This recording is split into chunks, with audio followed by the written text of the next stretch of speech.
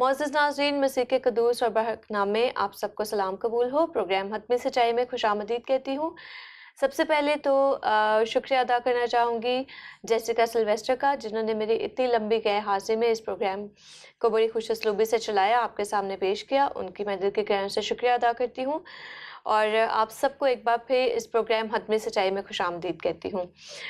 मैं सबसे पहले तो जो है खुशामदीद कहना चाहूँगी प्रोफेसर जनाब शफीक कमल साहब को। प्रोफेसर साहब, वेलकम टू द शो। और वैसे तो इस प्रोग्राम में जितने उन्वानात पर आज तक हमने बात की है वो अपनी नौयत के एतबार से बहुत ज़्यादा अहम, बहुत ज़्यादा दिलचस्प थे और यकीनन ऐसे थे जिन्होंने आपके दिमागों को ज़रूर झंझोड़ा होगा या आपके दिमागों में कुछ सवालिया निशान ज़रूर छोड़े होंगे। आज हम बात करने जाएंगे क्राइटेरिया ऑफ कैनोनिसिटी। क्या है ये कैनोनिसिटी? इससे पहले कि हम इसके बारे में बात करें, आप मुख्तसरन आपके साथ इस के बारे में बात करूंगी कि क्या है।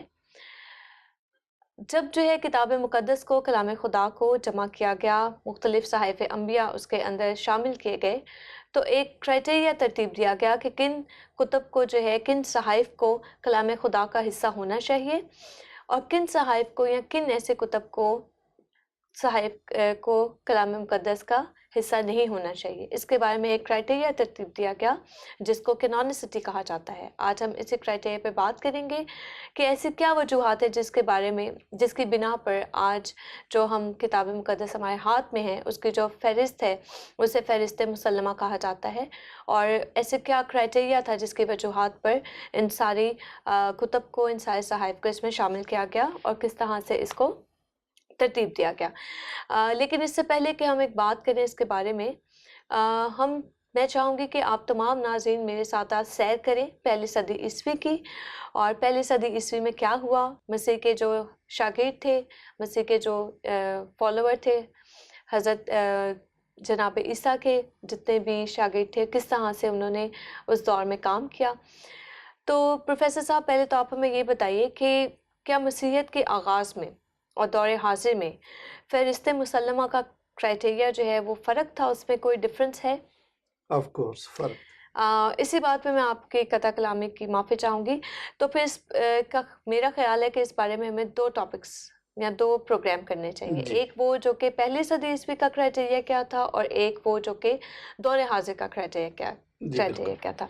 तो पहले प्रोफेसर साहब हमें ये बताइए कि पहली सदी ईस्वी में क्या क्राइटेरिया था? शुक्रिया। बहुत अहम टॉपिक आपने छेड़ा है। चूँकि मसीहियों से ये सवालात पूछे जाते हैं और गैर अक़वाम में फ़हरिस्त मुसल्लमा या उन 66 किताबों के बारे में जो बाइबल में हमने शामिल की हैं, बहुत सारे सवालात किए जाते हैं, बहुत सारी मिसकंसेप्शंस हैं। तो मैं आपको अप्रिशिएट करता हूँ कि आपने इतना खूबसूरत टॉपिक अवाम के सामने, नाज़रीन के सामने रख दिया। पहली सदी का में जो फ़हरिस्त मुसल्लमा बनाई गई उसका क्राइटेरिया फ़र्क था और मौजूदा दौर में फ़र्क है।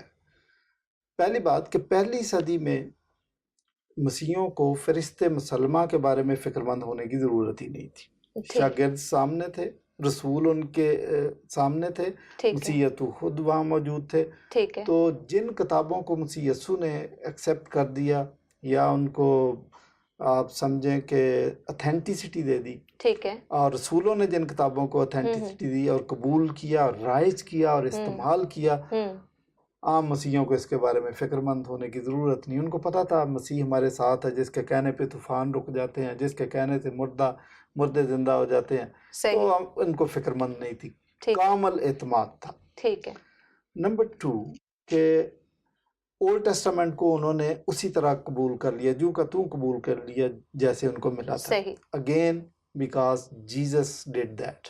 कि ठीक है, मसीह यस्सु ने कबूल किया, मसीह यस्सु ने रिपीटेडली ओल्ड टेस्टामेंट को रेफर किया, ठीक है, तो इसका मतलब वो उसको ऑथेंटिकेट कर रहे थे। सही। तो ये ओल्ड टेस्टामेंट, ओल्ड पुराने अहद नामे टेस्टामेंट की तो बात है। अवाम के लिए, क्रिश्चियंस के लिए ये भी परेशानी नहीं थी। ठीक है, जब मसीह ओल्ड टेस्टामेंट को कबूल कर रहा है तो हमारे लिए हरफ आखिर है जो कुछ सही, मसीह ने। सही, और ओल्ड टेस्टामेंट की जो अथॉरिटी थी, चूँकि मसीह यस्सु उसको अथॉरिटी दे रहे थे और रसूल भी उसको अथॉरिटी देते थे सही, ओल्ड टेस्टामेंट को। सही। तो अगेन उनकी तालीमात से मसीहियों ने सीखा कि ओल्ड टेस्टामेंट ठीक है। अच्छा, मसीह यस्सु की اور رسولوں کی تعلیمات خواہ وہ زبانی عوام تک پہنچی یا وہ تحریری صورت میں تھی، یہ مسیحیوں کے لیے حرف آخر تھی۔ ٹھیک، صحیح۔ یہ ہم ابھی تک بات کریں پرانے عہد نامے کی، پرانے عہد نامے کی بھی اور نیو ٹیسٹامنٹ بھی اب شروع ہو چکا تھا۔ ٹھیک ہے۔ اچھا، پھر جو کچھ خداوند کا نام لے کر کہا جاتا تھا، لارڈ کا نام لے کر کہا جاتا تھا، یہ عوام کے لیے، مسیحیوں کے لیے کسوٹی بن گیا۔ صحیح۔ مطلب خداوند نے کہا تو اس کا مطلب جس کتاب کے اندر خداوند کا ذکر کیا گیا وہ بھی حرف آخر تھی، خداوند کا نام، یعنی اتھارٹی خود مسیح یسوع بن گئے ان کے۔ صحیح۔ اچھا، پھر ایسا تھا کہ کلیسیا کے بعد ممبران کو خدا نے اسپرٹ آف ڈسرنمنٹ اور جانچ کی، امتیاز کی روح دی تھی۔ وہ کسی کتاب کو دیکھتے تھے، پڑھتے تھے تو وہ امتیاز کر لیتے تھے، یہ ان کو خاص اسپرٹ آف ڈسرنمنٹ دی تھی۔ پہلا کرنتھیوں اور اس کے 12ویں باب کی 10ویں آیت میں لکھا، مختلف نعمتیں، ایک نعمت یہ بھی تھی۔ اور میں کہتا ہوں کہ پہلی صدی کے کرسچنز، پہلی دوسری صدی کے کرسچنز کمال دیانتداری کے ساتھ، خوبصورتی کے ساتھ اسپرٹ آف ڈسرنمنٹ کو استعمال کرتے تھے۔ وہ جو آج کل آپ کہتے ہیں نا کہ اڑتی چڑیا کے پر گن لینا، تو وہ گن لیتے تھے، ان کو پتہ چل جاتا تھا۔ اچھا، پھر پولوس نے بھی ایک کرائیٹیریا اور مقرر کر دیا، وہ کہتا ہے کہ ہولی اسپرٹ کے بغیر کوئی مسیح یسوع کو خداوند نہیں کہہ سکتا۔ آپ نے صحیح تعارف میں کہا کہ پہلی صدی میں آپ لے گئی عوام کو۔ پہلی صدی کے اندر مسیح کو خدا ماننا بہت مشکل کام تھا۔ صحیح۔ تو جو اس کو خدا مان رہا تھا، یہ ہولی اسپرٹ کی مدد کے بغیر نہیں ہو سکتا تھا۔ تو جو نیو ٹیسٹامنٹ کی کتابیں لکھی گئی ان میں چونکہ مسیح کو خداوند کہا گیا تھا، تو یہ ہو نہیں سکتا کہ یہ ہولی اسپرٹ کی مدد کے بغیر یہ کتابیں لکھی گئی۔ بلکہ جناب مسیح نے خود بھی جو ہے حضرت جو پطرس تھے ان کو کہا کہ یہ تو خود نہیں کہہ رہا، خون و گوشت سے نہیں کہہ رہا، بلکہ خداوند کے ایگزیکٹلی۔ واقعوں کی مدد۔ اچھا، یوحنا رسول نے اس میں اضافہ کر دیا، اس نے ایک اور بات کرائیٹیریا کے طور پر ان کو دے دی کہ اگر جو روح مسیح یسوع کے مجسم ہو کر آنے کا اقرار نہیں کرتی، وہ خدا کی طرف سے نہیں ہے۔ اس کا مطلب جو مسیح کے تجسم کو مان رہے ہیں وہ خدا کی طرف سے ہے۔ ٹھیک ہے۔ تو جو کتابیں نیو ٹیسٹامنٹ میں شامل کی گئیں، دو امپارٹنٹ چیزیں ان میں شامل تھیں، مسیح کو خداوند مان رہے تھے اور پھر وہ اس کے تجسم کو بھی مان رہے تھے۔ پہلی دو بات، ایک دو باتیں اور۔ پہلی صدی کے کرسچنز کو یہ پتا تھا، جو چرچ فادرز تھے ان کو یہ پتا تھا، چونکہ کلیسیا نیو ٹیسٹامنٹ کے وجود میں آنے سے پہلے قائم ہو گئی تھی۔ ٹھیک ہے۔ تو جو کرائیٹیریا سرکولیٹ کر رہا تھا وہ یہ تھا کہ کیا مسیح کے اس کی تصلیب کو، اس کی موت، اس کے جی اٹھنے، اس کے کفارے کو مان رہے ہیں؟ ٹھیک ہے۔ اور جو کوئی اس چیز کو مان رہا تھا یا جس کتاب میں اس کا ذکر تھا وہ ٹھیک تھی، جو ان چیزوں کو مان نہیں رہا تھا یہ کتاب ٹھیک نہیں ہے۔ صحیح۔ تو مطلب یہ چار باتیں آپ نے بتائی ہمیں، مسیح یسوع مسیح کا صلیب دینا، اس کا جو ہے مجسم ہونا، صلیب دینا، پھر اس کے بعد جو ہے دفن ہونا اور مردوں میں سے جی اٹھنا۔ ٹھیک، تو یہ باتیں ٹھیک ہے۔ لیکن پھر بھی یہ جو آپ نے باتیں بتائی یہ سمجھنے کے لحاظ سے تھوڑی سی کمپلیکیٹڈ ہے، اولدو یہ بڑا آپ نے خوبصورتی سے اس کو بیان کیا ہے، لیکن کچھ پروفیسر صاحب کچھ پی ایچ ڈی کرنے کے باوجود کچھ میری طرح موٹے عقل کے لوگ ہوتے ہیں، تو ان کو اگر آپ مزید آسان الفاظ میں، کیونکہ بیچ میں آپ نے کافی درمیان میں کچھ مشکل الفاظ استعمال کیا، اگر آپ کچھ تھوڑے آسان الفاظ میں اسی بات پہ کچھ اور ذرا روشنی ڈالیں کہ کیا فہرست مسلمہ ماننے کا کرائیٹیریا فرق تھا پہلی صدی عیسوی میں، وہ کیا فرق تھا؟ میں آپ کے لیے یا ناظرین کے لیے آسان کر دیتا ہوں۔ پولوس کو کس طریقے سے اطلاع ملی کہ کچھ جعلی خطوط اس کے نام سے سرکولیٹ کر رہے ہیں، ٹھیک ہے، صحیح، تو اس نے فوری طور پر اس کا نوٹس لیا اور اس نے کلیسیاؤں کو انسٹرکشن جاری کر دی خطوط پہچاننے کے لیے۔ صحیح۔ سب سے پہلی بات پہلا کرنتھیوں اور اس کا 16واں باب 21ویں آیت، اس میں اینڈ میں پولوس لکھتا ہے کہ میں پولوس اپنے ہاتھ سے سلام لکھتا ہوں۔ ہاتھ سے لکھنا فارسی میں کہتے ہیں دستخط، سگریچر وہ لکھتے ہیں۔ ٹھیک ہے، صحیح، نہ صرف یہاں بلکہ غلطیوں کے اندر ہم دیکھتے ہیں کہ یہی بات، جی غلطیوں 6واں باب اس کی 11ویں آیت، اس میں لکھا ہے کہ دیکھو میں نے کیسے بڑے حرفوں میں تم کو اپنے ہاتھ سے لکھا ہے، اپنے ہاتھ سے یعنی دستخط کی ہے۔ ٹھیک ہے، شاید آپ کہیں کہ اتنا کلیئر نہیں ہے، تو پھر कुलसियों उसका 4 बाब 18वीं आयत, उसमें बड़ी खूबसूरत, मैं पौलुस अपने हाथ से सलाम लिखता हूँ, वही बात अपने हाथ से लिखा सही। अगेन। और दूसरे तसल्लीकियों में 3 बाब की 17वीं आयत में तो बहुत क्लियर उसने लिख दिया, मैं पौलुस अपने हाथ से सलाम लिखता हूँ, हर खत में मेरा यही निशान है, ठीक है, सही सिग्नेचर है। सही। और वो लोग जो पहली सदी के क्रिश्चियन थे वो पौलुस की राइटिंग भी पहचानते थे और राइटिंग से बढ़कर सिग्नेचर भी पहचानते थे, और पौलुस ने उनको ये खास ताकीद की कि आप मेरे सिग्नेचर पहचानो। सही, ये तो मतलब ट्रू इंडिकेशन है कि ये वाकई में उसी यस, के तो पहली लिखे गए सदी हैं। में पहली बात 13 खतूत तो खुद पौलुस ने लिखे, उनको पहचानने में कोई मसला नहीं था। ठीक है, जो कलीसियाएं उन्होंने कायम की उनकी वो राइटिंग पहचानते थे और सिग्नेचर भी पहचानते थे।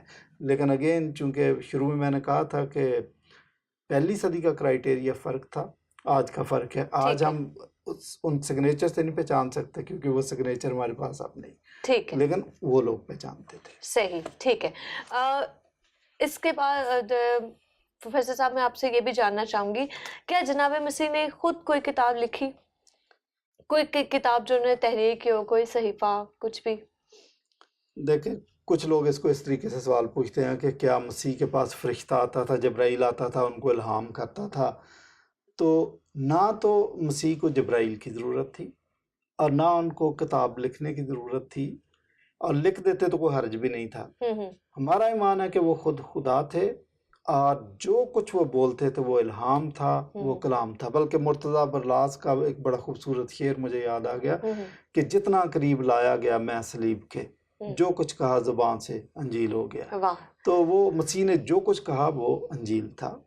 तो बजाते खुद उन्होंने कोई किताब नहीं लिखी, शागिर्दों ने, मसीह के शागिर्दों ने, रसूलों ने लिखा। ठीक है। तो फिर ये जो अनाजील हैं और जो नया अहदनामा है, अभी तो आपने जिक्र किया शागिर्दों ने लिखी नए अहदनामे की किताबें, मगर जो इंजील है ख़ास तौर पे, वो किसने तहरीर की? अनाजील भी रसूलों ने लिखी है। अच्छा। और या रसूल थे या उनके एसोसिएट थे जिन्होंने ये लिखी। बहुत सारे लोगों को ये गलत फहमी है या मिसकंसेप्शन है कि किताबी सूरत में मसीह को इंजील मिल गई थी। मसीह को किताबी सूरत में कोई इंजील मिली नहीं थी और उसको मिलनी चाहिए भी नहीं थी। अंजील तो खुद उसके अंदर से निकलती थी। ठीक तो है। वो रसूलों ने लिखा।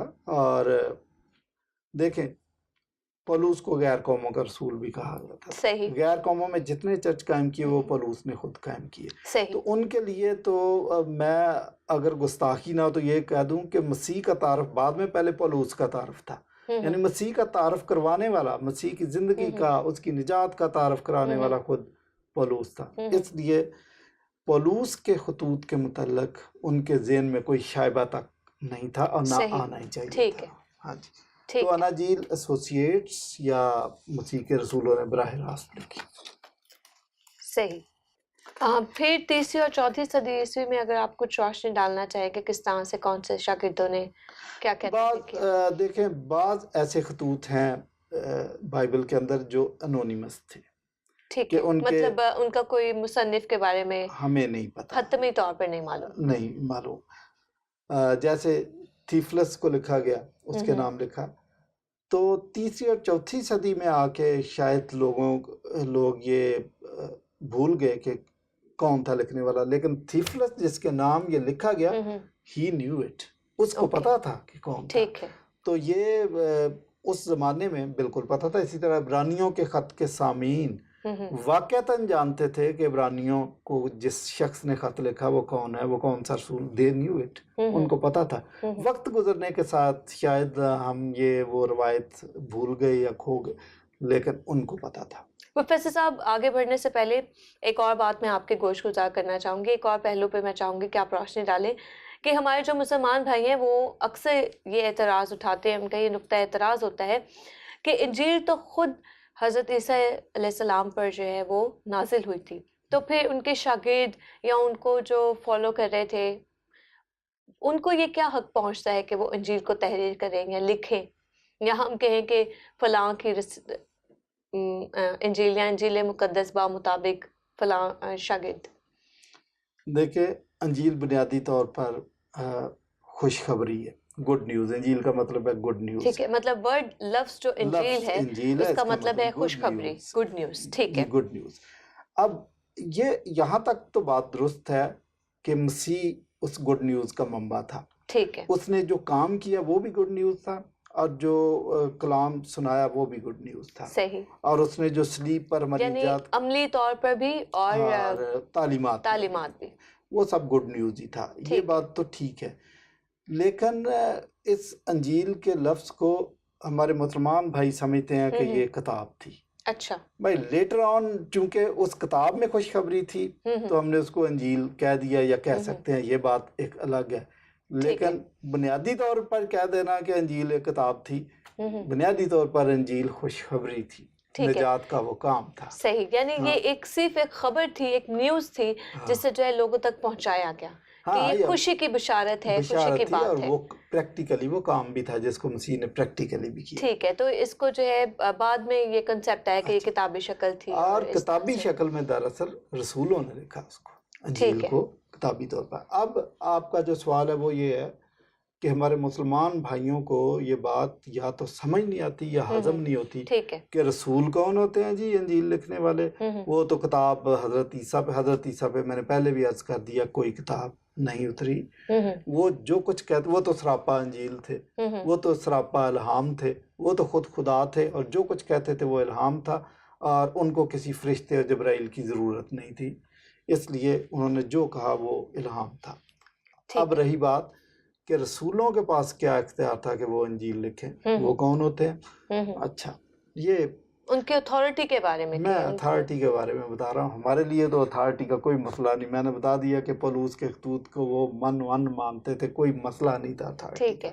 وہ حواری، وہ رسول مسیح کے ساتھ رہے 3.5 سال، تو ان کو مسیح یسوع نے اتھارٹی دی تھی.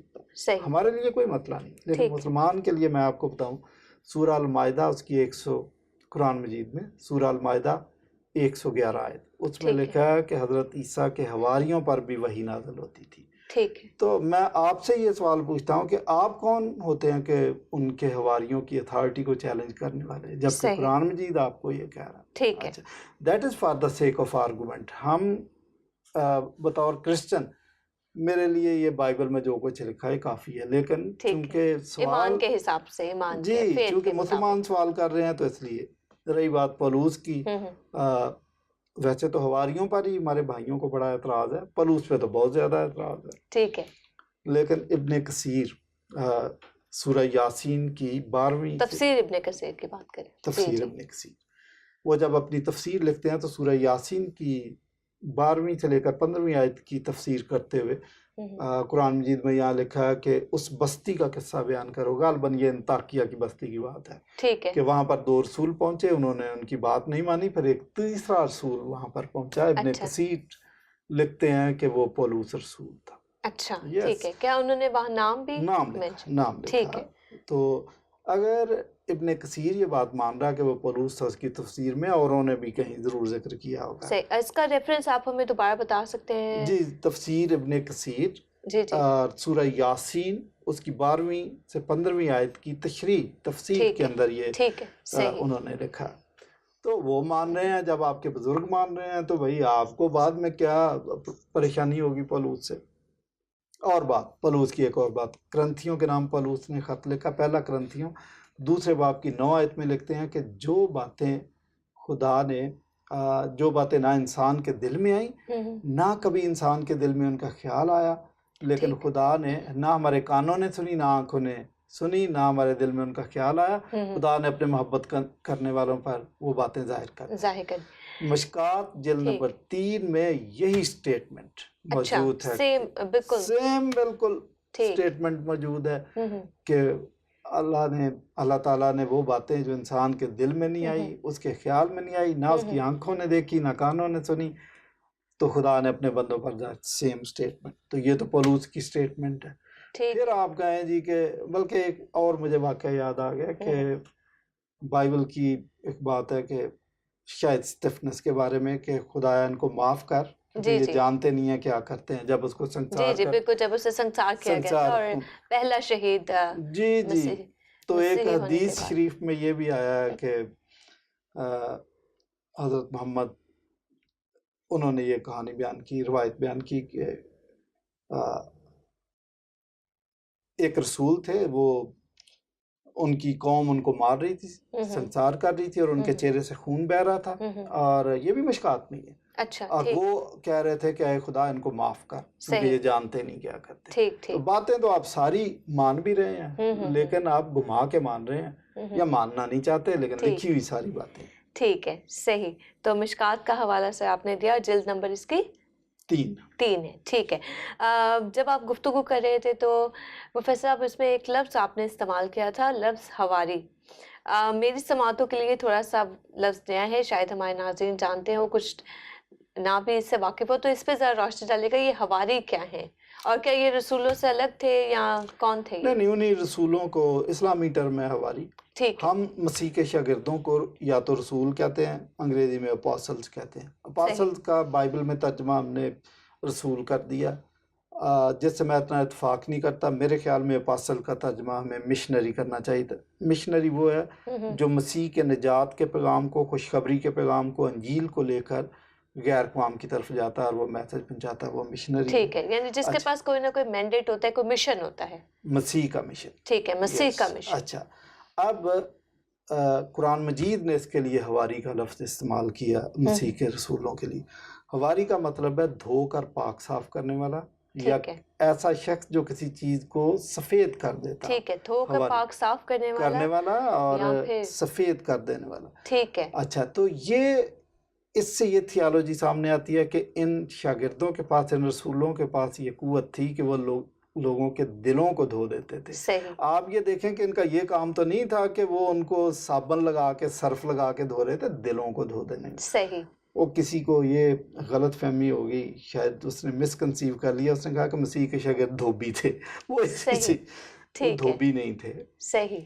تو وہ دلوں کو دھو دیتے تھے، ٹھیک ہے، مسیح کے شاگرد، اس لیے ان کو۔ تو میں کہتا ہوں قرآن مجید نے اگر حواری کا لفظ استعمال کیا تو یہ شاگردوں کے، مسیح کے شاگردوں کے لیے، مسیح کے رسولوں کے لیے ایک بہت بڑا ٹریبیوٹ ہے۔ ٹھیک ہے، آپ ان پہ اعتراض کر رہے ہیں۔ صحیح، مطلب یہ لفظ جو ہے بہت ہی خوبصورتی اپنے اندر سمیٹے ہوئے ہے، پاک کرنے والا اور صاف کرنے والا اور اجلا کر دینے والا، نیا کر دینے والا۔ ہمارے لیے تو میں کہتا ہوں کہ رسولوں کی تعظیم سارنگوں پر، ہم تو پہلے ہی ان کو مان رہے ہیں، لیکن یہ ان لوگوں کے لیے میں بتانا چاہ رہا ہوں جو کہتے ہیں جی رسولوں کے پاس کیا اختیار تھا کہ انجیل لکھیں، ان کے لیے میں کہہ رہا ہوں کہ وہ بھی اس ٹرم کو سمجھے۔ صحیح، اور اس ٹرم کو دھوبی کے طور پہ استعمال کرنے کے بجائے اس کو دھو کر پاک صاف کرنے والے اور نئے صاف کرنے والے کے طور پر، دلوں کے صاف کرنے والے کو مان لینا چاہیے۔ پروفیسر صاحب، یوں تو یہ ایک ایسا عنوان آج ہم نے چھیڑ دیا ہے جس پہ بہت سے سوالات ہیں ابھی بھی باقی، لیکن پروگرام کا وقت کیونکہ اجازت نہیں دے رہا، اور جیسا کہ میں نے شروع میں ہی کہا کہ ہمیں کم از کم اس پہ 2 پروگرام کرنے ہوں گے، لیکن ایک سوال جاتے جاتے میں ضرور پوچھنا چاہوں گی آپ سے کہ یہ بھی ایک بڑا اہم نقطہ اٹھایا جاتا ہے ہمارے مسلمان بھائیوں کی طرف سے کہ جو کتاب مقدس ہے وہ کہ انہوں نے اس کو تشبیہ دی ہے کسی انٹرسٹنگ میگزین سے، کہ یہ ایک بڑا ہی انٹرسٹنگ قسم کا رسالہ ہے، میگزین ہے، کہ جس کے اندر ایسی کتابوں کو شامل کر دیا گیا جو سمجھ میں آ رہی تھیں، انٹرسٹنگ تھیں، کہانی کی طرح تھیں، سمپل تھیں، اور ایسی کتب جو سمجھ میں نہیں آ رہی تھیں، کمپلیکیٹڈ تھیں، زیادہ روحانی تھیں یا زیادہ الہی تھیں، سمجھ میں نہ آنے والی تھی، مشکل تھی، ان کو ہٹا دیا گیا۔ اس وجہ سے بھی یہ جو کتاب مقدس ہمارے سامنے آج جس شکل میں ہے وہ فیک ہے یا وہ بھروسے کے قابل نہیں ہے۔ بے شمار لوگوں نے بائبل پر اعتراض کیے ہیں، اور میں آپ کو بتانا چاہوں گا کہ جتنے زیادہ اعتراضات بائبل پر کیے گئے اتنے زیادہ اعتراضات کسی اور کتاب پر نہیں کیے گئے۔ ٹھیک ہے، لیکن یہ بھی میں واضح کر دوں کہ جتنا زیادہ بائبل کو کرٹیسائز کیا گیا ہے اتنا زیادہ یہ نکھر کر سامنے آئی ہے۔ یہ کہنا کہ انٹرسٹنگ کتابوں کو بائبل میں شامل کر لیا، جو انٹرسٹنگ نہیں تھی ان کو نکال دیا، یہ کہانی درست نہیں ہے، یہ آپ کا اپنا مفروضہ ہے۔ صحیح۔ بائبل میں کتابیں شامل کرنے کا کرائٹیریا میں نے آپ کو بتایا، لیکن جو سوال آپ نے کیا میگزین ہے، دیکھیں خدا کا ایک منصوبہ ہے ٹھیک ہے. اور وہ خدا نے روز اول سے منصوبہ ترتیب دے دیا تھا، ایک صحیح. پلان کر لیا تھا. پوری بائبل کی کتابیں اس پلان، اس نظریے اور خدا کے الہی منصوبے کے مطابق آگے بڑھ رہی ہیں.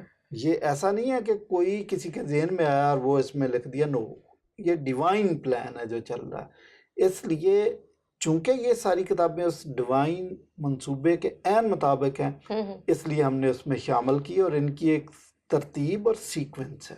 ٹھیک ہے. اچھا، جو کتابیں بلکہ ہمارے لیے تو آسان ہو جاتا ہے کہ اس خدائی منصوبے کو پہچان کے ہم یہ دیکھیں کہ یہ اس منصوبے سے میچ نہیں کر رہی، اس لیے ہم اس کو شامل نہیں کرتے. بلکہ میں اسی توسط سے اب یہ بھی آپ کو بتا دوں کہ قرآن مجید کے ساتھ اور حدیثوں کے ساتھ ہمارا کوئی خدا واسطے کا بیر نہیں ہے، لیکن چونکہ وہ خدا کے اس الہی منصوبے کے ساتھ، اس ڈیوائن پلان کے ساتھ میچ نہیں کرتی، اس لیے مطابقت نہیں رکھتی، اس لیے ہم مانتے نہیں ہیں ان کو اور بائبل میں شامل بھی نہیں کرتے. وہ اگر اسی منصوبے کے عین مطابق ہوتی تو ہمیں کوئی حرج نہیں تھا، ہم اس بائبل میں ان کو بھی شامل جی، جہاں 66 صحائف اس میں شامل ہیں. اور وہ منصوبہ کیا ہے؟ وہ منصوبہ یہ ہے کہ انسان گناہ گار ہے، اس کو نجات کی ضرورت ہے. انسان اپنے اعمال سے، اپنی نیکیوں سے نجات حاصل نہیں کر سکتا، خدا کے پاس نہیں جا سکتا. ہمارے درمیان دیوار ہے. اس دیوار کو گرانے کے لیے خدا انسان بن کر آیا اور اس نے ہماری نجات کا بندوبست کیا. ہم اس پر ایمان لائے، اس کے کفارے، اس کی نجات، تو پھر ہم اس نجات سے فیض یاب ہو سکتے ہیں. ٹھیک ہے. اب مسیح جب مر گیا، دفن ہوا، تیسرے دن مردوں میں سے جی اٹھا، تو یہ کام، یہ مشن شاگردوں کو اور آنے والی نسلوں کو دیا. اب ہماری یہ ڈیوٹی ہے کہ اس خوبصورت میسج کو، انجیل کے پیغام کو لے کر دنیا کی ہر قوم، قبیلے تک پہنچے اور ان کو یہ میسج دیں. یہ پلان ہے، پوری بائبل اسی پلان کے گرد گھومتی ہے. اس پلان کے علاوہ اگر کوئی چیز بائبل میں کوئی چیز ہو نہیں سکتی. اس لیے غلطیوں کے خط میں لکھا ہے کہ اس خوشخبری کے علاوہ اگر آسمان کا کوئی فرشتہ بھی آ کر تمہیں کسی اور قسم کی خوشخبری دے تو اس کو نہیں ماننا. میں جان بوجھ کے اس کو نرم کر رہا ہوں. تو حالانکہ الفاظ وہاں پہ خاص سخت استعمال ہوئے ہیں. میں ناظرین کی آسانی کے لیے کرنا. اچھا، تو میں اکثر، آپ کو پتا ہے کہ میں ریفریز کر دیتا ہوں بعض چیزوں کو، کیونکہ خدا کے کلام کی باتوں کو سم ٹائم کسی کے لیے قبول کرنا، سم ٹائم کسی کے برداشت سے باہر ہو جاتا ہے. تو اینی وے، کہ خدا کے عین منصوبے کے مطابق جو کتابیں تھیں اور وہ الہامی تھیں، ہم نے بائبل میں شامل کی ہیں. اور ظاہر الہامی ہے تو وہ خدا کے منصوبے کے مطابق ہے، اور خدا کے منصوبے کے مطابق ہے تو وہ خدا کے الہام سے ہے، آپس میں لازم اور منسوب. تو ایسا نہیں ہے کہ یہ میگزین ہم نے دلچسپی کی بنیاد پہ بنائی ہے. یہ الگ بات ہے کہ یہ دنیا کی سب سے دلچسپ کتاب ہے، یہ الگ بات ہے، لیکن ہے خدا کے منصوبے کے مطابق. پروفیسر صاحب، آپ کا بہت زیادہ شکریہ ادا کرتے ہیں اس پروگرام کے وسیلہ سے جو برکت آپ نے ہمیں اور ناظرین تک پہنچائی اس کے لیے. اور ناظرین، اعتراضات کے بارے میں صرف یہی کہنا چاہوں گی، نوشی گیلانی کا ایک بڑا ہی خوبصورت شعر ہے: بہت ہے بارشیں سنگے ملامت مگر ہم صورت کوثر چپ ہیں. لیکن بائبل مقدس کے بارے میں جتنے بھی اعتراضات ہیں ان کے بارے میں کہنا چاہوں گی کہ اگر ہم آج خاموش رہیں تو پھر جیسے جناب مسیح نے فرمایا پتھر چلا اٹھیں گے، اور آج پتھر چلاتے ہیں اور بتاتے ہیں کہ کتنی ہی زیادہ اہم ہے وہ الہی ذات جس کا ہے یہ الہی کلام. اس کے ساتھ ہی شکریہ ادا کرتے ہیں آپ کا پروگرام کو دیکھنے کا، پروگرام کو پسند کرنے کا، اور خاص طور پر اپنے کمنٹس ہمیں ہمارے فیس بک پیج پہ دینے کے لیے آپ کا شکریہ ادا کرتے ہیں. آپ کے سوالات کے لیے آپ کا شکریہ ادا کرتے ہیں. گاہے بگاہے آپ کے سوالات بھی ہم اپنے پروگرام میں شامل کرتے رہیں گے.